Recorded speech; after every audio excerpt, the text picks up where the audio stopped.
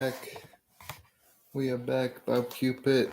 Finally, with a weekend show. Gave you weekday after weekday after weekday. We're here with the weekend. Uh, UFC Sao Paulo last night. Biggest fight in my eyes. It's because one of the ones I predicted right. Went 4-7, by the way. Brandon Marcos had a draw, so I didn't count hers, and I didn't predict officially the entire card until after the second fight. Just forgot about it, so that's why I am 3 fights short there, but 4-7. Alex Oliveira came through Cowboy for one of my wins. Two of my wins came in the main and co-main event, but one of my wins came from Alex Oliveira, who knocked out um, I want to say his name, but it's always hard. Carlo Pedersoli, or something like that. Um, Knocked him out. Uh, I think I might have guessed that round right on the last week, but I would have to go back and look. But I think I might have guessed the round right there. Second round. But it's good for Alex. He's definitely moving up. I got he hasn't really being is where he's at in the rankings. He doesn't really have a lot of different places to move from here. He's got Cerrone ahead of him, who's fighting in November. So I mean, if he doesn't really have a specific timeline on coming back, maybe he's cool waiting until next year sometime. Maybe he fights Cerrone in a rematch because Cerrone beat him a whiles back, maybe 2016 or so. Um, then you got Leon Edwards, who's not booked to do anything right now, so he hasn't fought since he beat Cerrone previously. So maybe you get something going with Leon Edwards later in this year if you're good to go, because I mean you didn't really take that much damage there. Um, I think both of those options are good for you. Both the rematch. I mean, especially if Don Cerrone wins uh, and wants to fight quickly again, maybe not. I wouldn't say really Mike Perry would be the right step for you right now, but I would go for Cerrone or maybe even a Leon Edwards. I think the striking matchups would be good.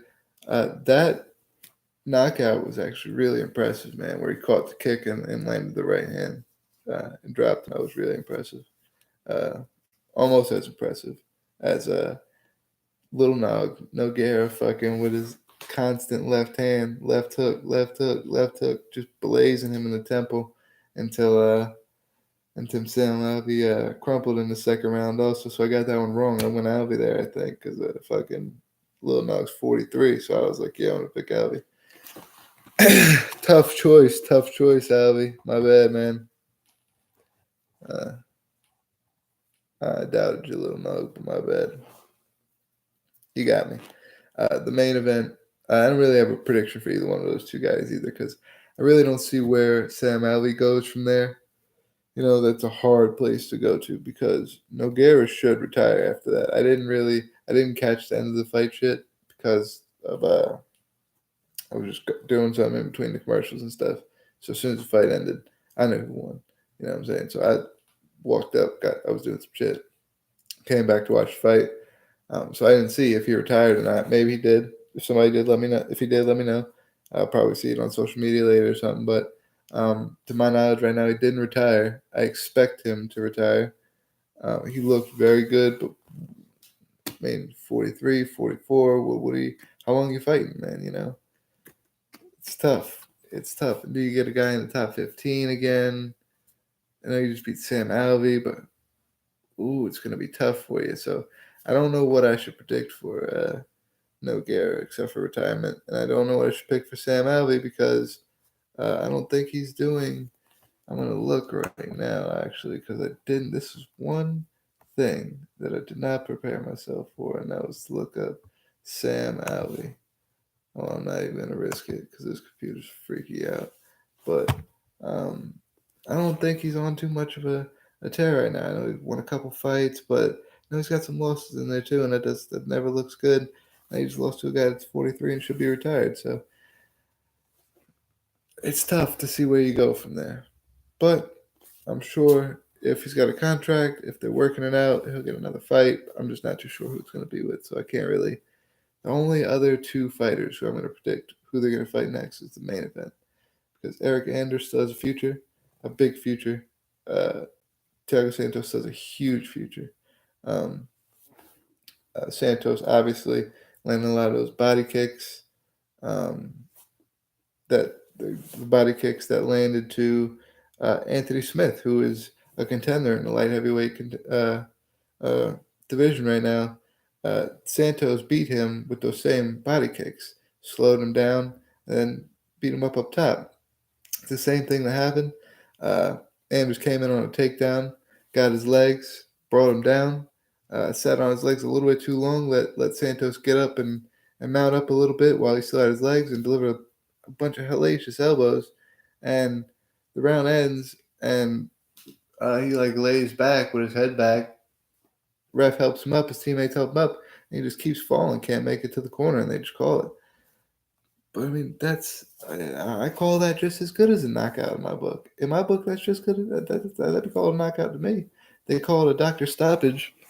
I'd say, dude, he got knocked out and was just laying on me. That's the only reason that the round didn't end. It's because he was laying on me. Ref didn't want to stop it. You know? Whatever. I'd call it a knockout if it was me. But either way, both guys have big plans. Eric Anders says he plans to come back in December. Leaves him with a little bit of just not as many options as he could have if he would wait. He would have better options if he wanted to wait. But wants to come back December, no problem. Shogun, no, nothing booked.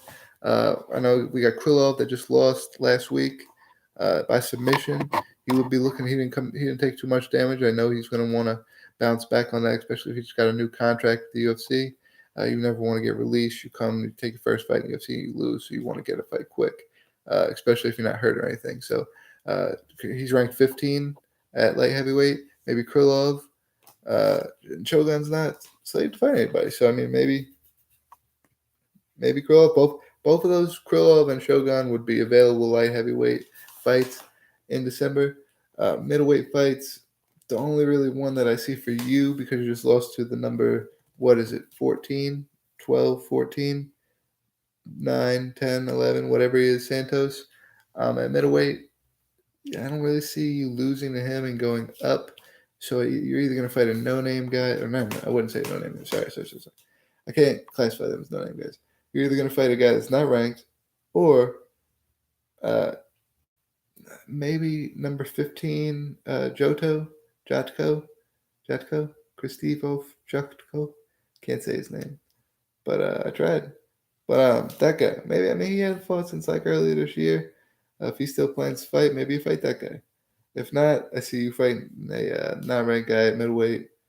Maybe light heavyweight is the best option for both of these guys, in my opinion. Santos, a couple of different options here. I don't think he put a time limit on when he wants to come back exactly. So for him, I gave him Shogun because Shogun's available. Teixeira is available, so I gave him Teixeira because Teixeira's highest ranked up. I wouldn't really give Anders Teixeira. But, I mean, Santos, I mean, if he wants to take another short notice fight because he just came off on a knockout and he wants to fight Glover Teixeira, I'm sure the hype's building. I'm sure it would be a good fight. So I gave him Shogun Teixeira, and then I gave him OSP. OSP's got a fight in 2 weeks against Dominic Reyes. Win or lose. Dominic Reyes, OSP, either one would be a good fight for him at light heavyweight. It would be a good fight to push him in the ranks if he wins the fight.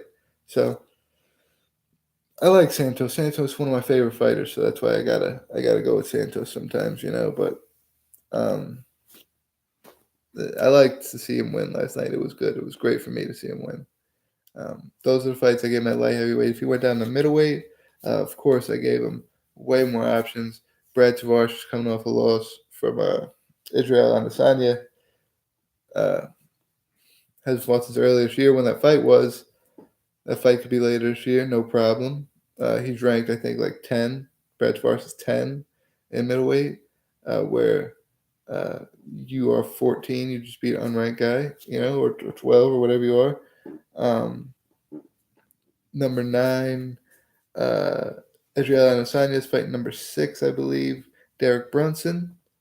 Basically what I said is I said it's going to be Brad Tavares or anybody on that November 3rd, 230 card, any one of the middleweights, I'd say. Losers, winners, everybody's got to get a fight after that. So if my man Santos is willing to wait until next year sometime, maybe he gets a winner or a loser. Maybe Weidman at 3 versus Rockhold at 2. Souza at 5 versus Branch at what? 7. Adesanya at 9 versus Brunson at 6. Romero versus Costa. Romero's number 1, Costa's number 8. I don't even know if that fight's happening anymore, but if that fight's happening, it's fucking what? 1, 2, 3, 4 middleweight fights gonna be on that card. Might be smart for him to stay at middleweight. Wait a couple months. I don't know, man. I don't know what I'm gonna officially predict. I'm gonna do that in my article, but I do know that whatever he does decide to do, it should be big. The next thing should be big. It should be next year at middleweight or this year at light heavyweight. No matter what, because he can get the big.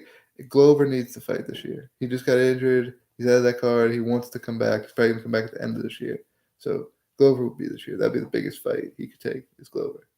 So at light heavyweight right now. So Glover's like 6'7" or something like that. He's number 14 at middleweight. Comes with the light heavyweight, beats another middleweight. But it was an impressive knockout. That's always what it comes down to. What's recent in your mind? It was an impressive knockout from him. And when you see that, it's like, that's what's going to push him to 6 or 7 when he fights number 6 or 7. I think he will. I think that's his best bet, especially because he wouldn't have to cut weight as much. He looked way more fresh fighting at light heavyweight. So it would be smarter for him as a fighter to stay at light heavyweight. But then at that point, you can't really take much options coming down because it's going to be tough to weight cut if you don't want to keep going down. When you decide to go down after taking off, going down for so long, I guess in layman's terms, if you could put it that way, it's going to do work to your body, Who knows if you'll be the same at middleweight if you don't go straight back down to middleweight. We'll see. Anthony Smith went up to light heavyweight. I don't think he'll ever go back down to middleweight, though. Yeah, wonder why. It's a good fight for Santos, too, man. Ozdemir Smith's coming up. I got Smith. I'll call it now. I'll call it again on the Tuesday show that we do before that, but I got Smith. And Santos versus Smith. Rematch because Santos beat him the first time. Let's see it. 2 middleweights fighting for contendership at light heavyweight. Let's see it. I said they were big enough to fight light heavyweight when I was seeing them at middleweight. And that's why I like those two. It's because that's where I seen them fighting at. Was in the light heavyweight division. And they were fighting 185 guys. You know what I'm saying? Like legit 185 guys. I'm like, these guys can't hang, man. They can't. And what happened? Anders couldn't hang. Anders, go back down to middleweight, man. Get you a Jotko or a fucking unranked guy. Beat them. Get you a ranked guy. Beat them. Work your way up, man. Work your way up, just like everybody else did. Just like Santos did. I got to shout out the rest of the card because it was a great card. We already talked about Nogueira and Alvey. Andre Awell beat Renan Barao by split decision. I'm ashamed to talk about the fight because I did not see it, so I cannot judge what happened there. I was unfortunately sleeping because I got about 4 hours sleep the night before. So I fell asleep at the beginning of that fight, didn't catch a lick of it, woke up right after to see the Nogueira fight. But so I missed it. Split decision, he beat Renan Barao. What can I say? Not going to predict either one. Other guy was not ranked. Renan Barão was not ranked. Where does it push you? Renan Barão, you should have retired when you were in the octagon. I heard you didn't. I heard the word. Of course, I was sleeping for the thing, but I looked on Twitter and shit. Nothing. They said I actually seen somebody say, "What's next for him? Should he retire?" Yada yada. Why not, man? You're not ranked anymore. You're a former champion. You just took a loss to a new guy, a guy who's off what? That was his first fight, maybe. I think it was his first fight in the UFC. Come on, put the gloves down. Like what's his name did? Like Latis did, man. Latis put the gloves down against. And that's the only reason they would, dude, because fucking Lombard was fucking him up in the beginning of those fights, man. Lombard just couldn't hang on. It's fucked up. I think Lombard had something mentally where he was like, I can't beat this guy up on his retirement fight. But I don't know. Lombard will come back. But Leighty's retired on a win. Even though he lost, maybe Brown wants to come back and get a win against somebody and retire like that. But I think Brown's Brazilian. Hang it up on your home court. Why not? Ronda Marcos, of course, we mentioned earlier with the tie draw on Rodriguez. Not a win or a loss. So I'm 4-7 here because I think Marcos eventually, if enough people if somebody wouldn't have called that a draw in the decision, I feel like it would have went to Marcos. Marcos got the slight edge, I believe, on my scorecard. I see that I could see why somebody would score it a draw. I definitely could, but maybe I could have been 5-7 instead of 4-7. My opinion, but whatever. Charles Oliveira comes out with a slick submission, I think like second round or something like that. I don't know if he said it on the mic. Again, I didn't catch the interview, but I seen on social media afterwards that he called out. He said he wants to go back down to featherweight. He called out, which is it's funny because Aldo just said he wants to move up to lightweight if he ever fights again. But Aldo, he called out Aldo. Renato Moicano was looking for a fight, and he said nobody wants to fight this Russian kid Zabit, so I'll take a fight with whoever. Called out Zabit. You don't call the guy out, because then you'll get the fight. Now he's probably gonna get the fight and get destroyed. You heard it here first, but whatever. It's whatever. Just come on, another victim. Should have stayed at your weight class. Aldo's coming up to your weight class. You want the Aldo fight? Go fight Aldo at your weight class. Like call him out. Say, hey, I want to fight the Aldo. He said, you come up play heavyweight. Why did you say I want to go down to featherweight and fight Aldo? Like now you're gonna get beat your next fight. Moicano would beat you too, guy. Like, come on, that was so the wrong move there. Not the right move, in my opinion. Glad you called somebody out. I'm glad we have people like that calling people out on the card. So I don't think a lot of people did. I think it was the only call out that I heard about on the card. Trinaldo also. Yeah, I want to give a shout out to Francisco Trinaldo, who was he was lighting him up with the striking a little bit. He was lighting Evan. I was calling him Evan Dunham up with the striking a little bit in the first round. Second round comes out and he's getting pressure. He's getting pressured. And Evan actually throws like a kind of like switch stance. Throws like a straight overhand right, kind of like straight with the switch stance.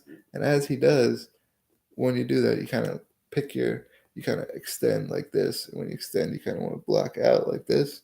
So you extend like this, and they just sent a straight kick, yak, all up in his fucking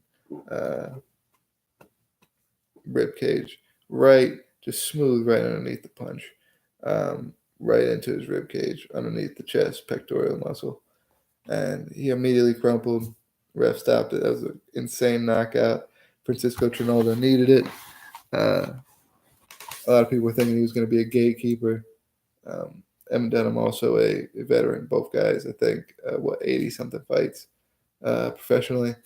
So they're both veterans. Glad to see Trinaldo get back in the win column. I don't think either one of those guys retired either, so only one retirement, man. Gotta go Latis. And I think he put on a good performance, man. He got leg kicked to death, couldn't even stand. Somehow found a way to catch an elbow and made it so Hector Lombard couldn't see out of his lead eye. As Hector Lombard was standing with his right foot forward, and he heard his he made the cut right above his right eye, so his blood was leaking, and he couldn't really see. And you could tell he couldn't see because he would like react good and try to counter with strikes that came from this angle, but he would just get caught with fucking just straight jabs. His left jabs straight to his fucking right eye. He just wasn't seeing nothing, so he's turning like this and was just just getting yadded up, man. Ate up, and then he ended up losing that fight because he got ate up. Honestly, he couldn't really see, and he just he just went to work with his eye, and even in the second round when they were coming out for the third round, the ref made the doctor come in to make sure it was all right, and they let him go. And then immediately you could see the first punch that came out, you just couldn't see it. First jab, just couldn't see it. Yeah, caught him.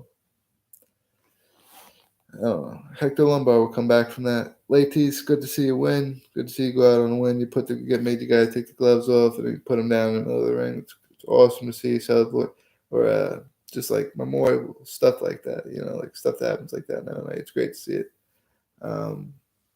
Until Tuesday, I know it's Sunday, 2 days away. We will be looking forward to 2 weeks. We have a little bit to talk about with Bellator next week. Wanderlei Silva, I believe, is fighting. I believe. Don't hold me to that. I think Wanderlei Silva is fighting next week in Bellator. But we'll be back. We'll be talking about some shit, man. We'll be here talking about anything I feel necessary. Maybe we'll be predicting a card that's so far in the future. Maybe tomorrow, maybe Tuesday before we come to make the video at night. Maybe they'll announce a main card, a main event for the 2:30. Obviously, we know that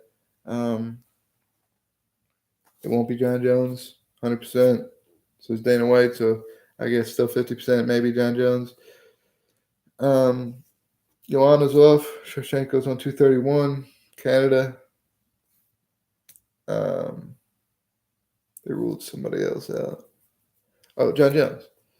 So they ruled Joanna and John Jones. So the only people left would be Dillashaw, Cejudo, 145.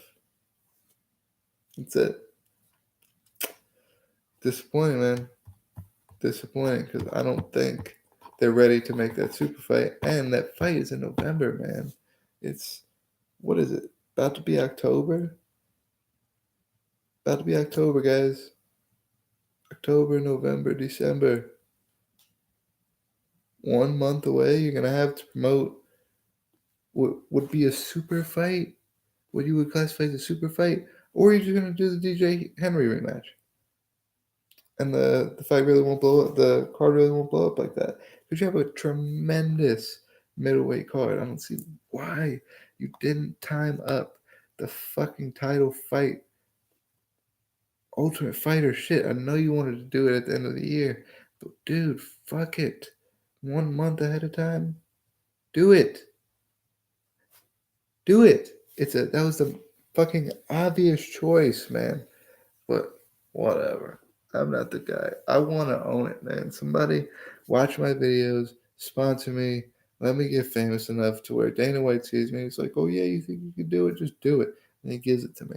And I'll make it I'll do the fucking coolest shit, man. And if it doesn't work, maybe I'm just an idiot. I'll try to give it back. But that shit gonna work. I bet that shit gonna work. We'll see you on Tuesday, guys.